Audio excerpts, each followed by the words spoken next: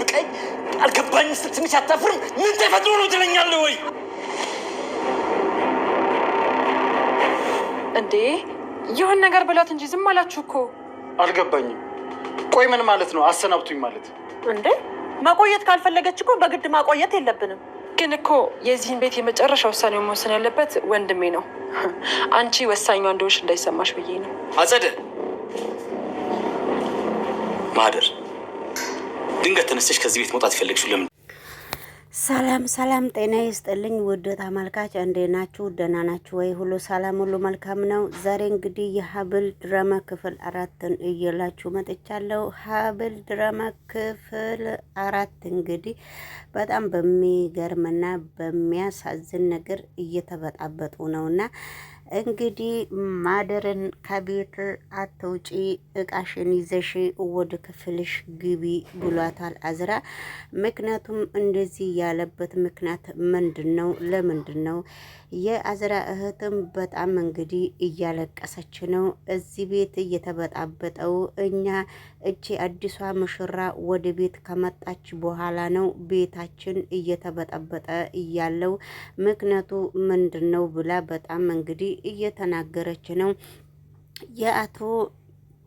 የአቶ ማነው ስሙ አቶ እስከንደርም እንግዲህ ሲበጣበጡ ዝም ብሎ ቆሞ አይቶ ለራሱ ፌንት ነቀለ። ምንድን ነው እየወረደብኝ እያለ ነው እንግዲህ አቶ እስከንደር። ስለዚህ እንግዲህ ሴቶቹ በጣም እየተባሉ ነው። ምክንያቱ ምን ሆነው ነው እንደዚህ የሚለውም በአንድ ቃልም መናገርም ስለደበረው እንግዲህ ውድ ተመልካች እሱ ሴቶቹ ተያይዘው እየተጓተቱ እያለ እሱ በመካከሉ ከመኝታ ክፍል ሲወጣ ምንም ነገር እንግዲህ የለም ነበረ። ስለዚህ ሚስቱም እዛ ቁጭ ብላ እንደ ጭንቅላቷን እንደታረደች ዶሮ ስትንደፋደፍ ምንድን ነው ችግሩ ብሎ በየአንዳንዱም እንግዲህ ባሌ ነው ውሃም ጭልኝ እደፋበታለሁ እንዲድን ምናምን እያለች ከዛ በኋላ ደግሞ ተሰብስበው እንደ ስብሰባ ነገር ሲያረጉ ችግራችሁ ምንድን ነው? አንቺም ከቤት የምትወጪበት ችግርሽ ምንድን ነው? ለምንድን ነው? ስለ አዲሷ ሙሽራም ስላልተመቻችሁም ሰምቻለሁ። እናንተ ምንድን ነው የሚያገባችሁ የማያገባችሁ ነገር ውስጥ የምትገቡት? እኔ እረፍት መውሰድ የለብኝም ወይ? ስለዚህ እንግዲህ ያገባትም ሙሽራዋም ሙሽርቱም ምንም ነገር አንቺ ዝም ብለሽ ለ6 ወር እንኳን አንድ ጊዜ እረፍት አተሳጭም ወይ? ችግርሽ ምንድን ነው እየተባለ ነው። እንግዲህ ውድ ተመልካች ሰላም ጤና ይስጥልኝ። የተከበራችሁና የተወደዳችሁ የኔ ቻናል ቤተሰቦቼ ይሄንን ቻናል ሰብስክራይብ እና ላይክ እያረጋችሁ እንግዲህ ይሄን ቻናል ከፍ እያረጋችሁ አበረታቱኝ ማለት ነው። አቶ መዝራ እንግዲህ ከውጭ እንኳን ወደ ቤት ሲመጣ መፍት የለውምና መግባት ይቻላል እንዴ ብሎ ሚስቱን ሲጠይቃት አይ ግባ አትግባ ብልክም ትገባለህ እኮ።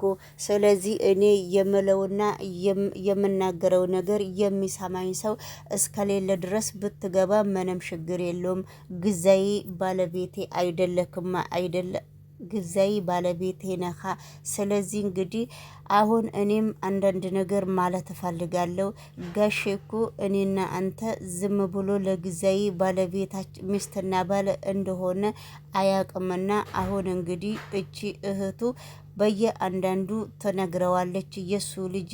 ስለዚህ እህትህ ደግሞ አባትክ በየአንዳንዱ ስለምትነግረው ለነገሩ ቀስ በቀስ ብለን አሁን ብናስረዳውስ ምን ችግር አለው? እኔ እናንተ ህጋዊ ባል እንዳልሆን ብላ ስትጠይቀው ነበረ። አይ ህጋዊ ባል እንዳልሆንና እንደሆነ እንዴት አወቅሽ አንቺ? እሷ እኮ የቤት ሰራተኛ ነች። የቤት ሰራተኛ እስከሆነች ድረስ ደግሞ ብዙ ነገር ከቡና ቤት ነው እየተገኘችው። ህይወቴን ልታበላሽ ትችላለች። እኔና አንቺ አብረን ነው የምንዘልቀው። እንደዚህ አይነት ነገር አትናገሪ። ዝም ብለሽ እንደዚህ አይነት ነገር ባታወሪ በጣም ደስ ይለኛል። ለነገሩ ለጊዜይም ብንገናኝ እኔና አንቺ ለጊዜይም ብንገናኝ ነገሮቹ አንቺና እኔ እንዳልን ብቻ ሳይሆን እግዚአብሔር እንደፈቀደው ነው። ስለዚህ አሁን አንቺ ዝም ማለት አለብሽ እንጂ ዝም ብለሽ ለአባቴ ማውራት የለብሽም ብሎ እሱም መልስ ሲሰጣት ነበረ። ስለዚህ እሷ የቡና ቤት ሰራተኛ እንደሆነች እንዴት ነው እያወቅከው ስል የኛ ቤት መቼም ጉድ ነው፣ ቀስ በቀስ በየአንዳንዱ የኛ ቤት ጉድ ይወጣል ብላ እንግዲህ ሀብል እያሰበች ነው። እንግዲህ በስተመጨረሻ ላይም የእስከንደር ባለቤት የተባለችው እናንተ መቼም ጉደኞች ናቸው፣ ገና በየአንዳንዱ እዚህ ቤት ውስጥ ያላችሁ ሁላችሁም ገና የእናንተ ጉድ ይወጣል ብላ ስትናገር ነበረ። እሷ እንደዚያ ብላ ስትናገር ምንም በየአንዳንዱ ያለ ጉድ የለም፣ እኔ ደግሞ እስከንደር ህጋዬ ባል ስለሆነ የኔ ህጋዬ ባል ነው፣ ግን አንቺ ያንቺ ነገር ያስፈራል ብላ ስትነግራት ነበረ። የኔ ነገር ምንድነው የሚያስፈራው ብላ ስትጠይቃት ቅድምን ማደርን ነይ እቃሽን ውሰጂና እኔ ውጪ ስላት አንቺ ደግሞ እቃሽን ይዘሽ እንዳትወጪ የትም መሄጃ የለሽም ብለሽ ወደ ቤትሽ እንደገና ደግሞ ወደ ቤትሽ እና ወደ ህይወትሽ ልትመለሻ ስትሞክሪ ነው። እኔ ምንም ችግር የለብኝም፣ ህጋዊ ባል ነው ያለኝ። አንቺ ግን ህጋዊ ያልሆነ ባል ይዘሽ ቁጭ እንዳልሽ በዛን ጊዜ በአንድ ቃልሽ ስትናገሪ ነው፣ በአንድ በትሽ ስትናገሪ ነው እያወቅኩት ብላ እንግዲህ መልስ ስትሰጣት ነው።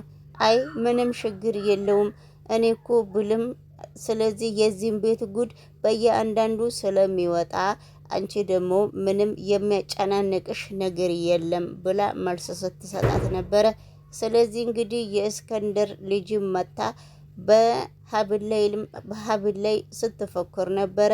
አንቺ ደግሞ ስለዚህ ድሮንም ኬት እንደ እናትሽ ኬት ጎትታ እንዳመጣችሽ በግዴታ የወንድሜ ሚስት ለማድረግ በጣም እየሞከረች ነው።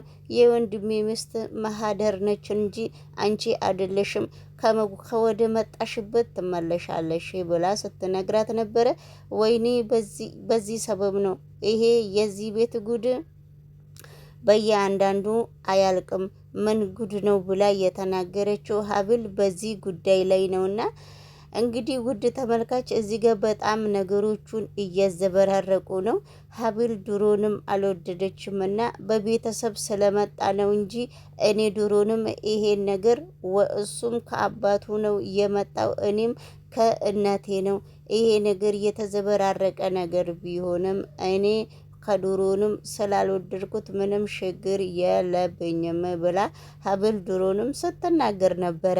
ነገር ግን ለምንድን ነው አሁን በአሁኑ ሰዓት እኔ ጋሼን አላወርድምና ጋሼ ያለውን ነገር ምንም ነገር ጋሼ ፊት መቆም ብቻ ስለማልፈልግ ነው እንጂ የእኛ ቤት ጉድ በየአንዳንዱ አያልቅም ብላለች። ሰላም ጤና ይስጥልኝ የተወደዳችሁና የተከበራችሁ የኔ ቻናል ቤተሰብ ላይክ እና ሰብስክራይብ የደውሏ ምልክት እያጠቆራችሁ ሼር እያረጋችሁ ገባ ብላችሁ እንግዲህ ብንረዳዳ ለአዲያም አንደበታችን ይከፈታል ማለት ነውና ወደ ሌሎቹ ቪዲዮ ስንሄድ ደግሞ ሀብል በጣም ስልችት ብሏታል።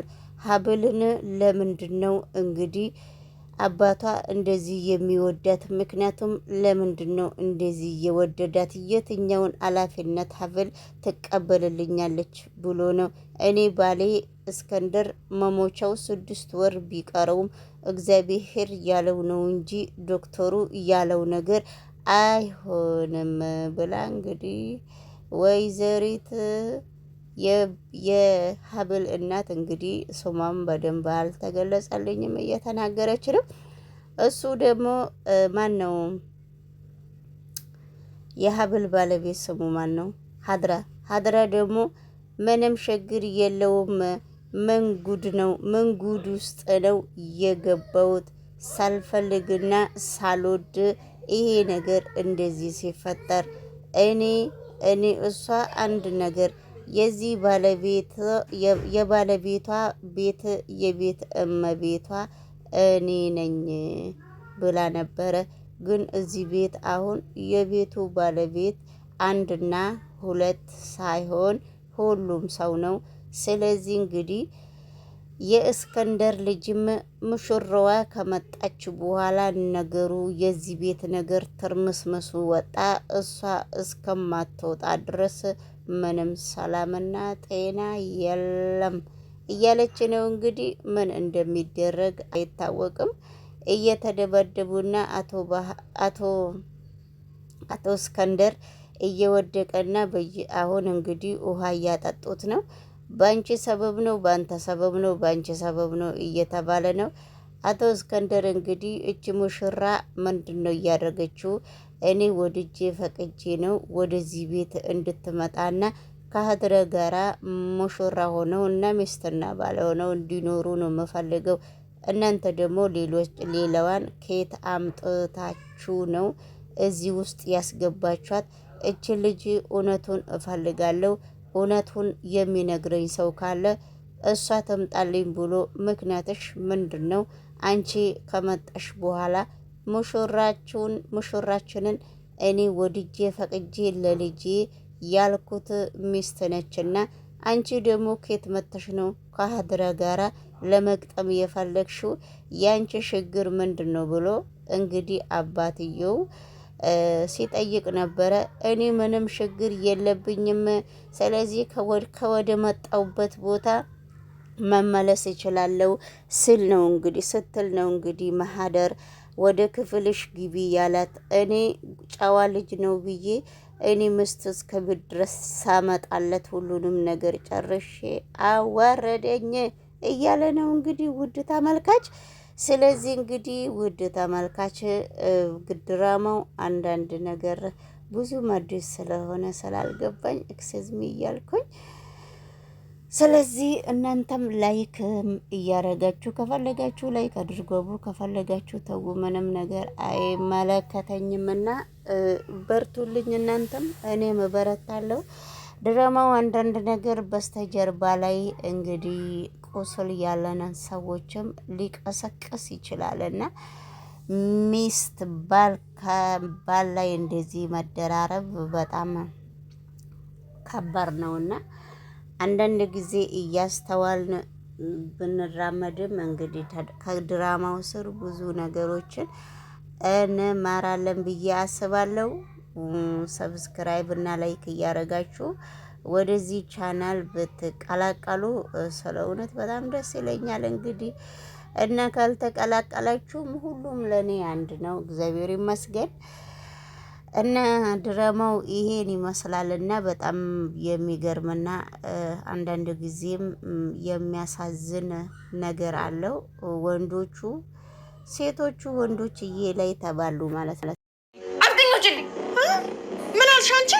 ከየትኛው ክፍልሽ ነው መውጣልሽ? እዚህ ስትቀመጪ ሁሉም ክፍል አንቺ መሰለሽ አይደለ? ስሚ ልንገርሽ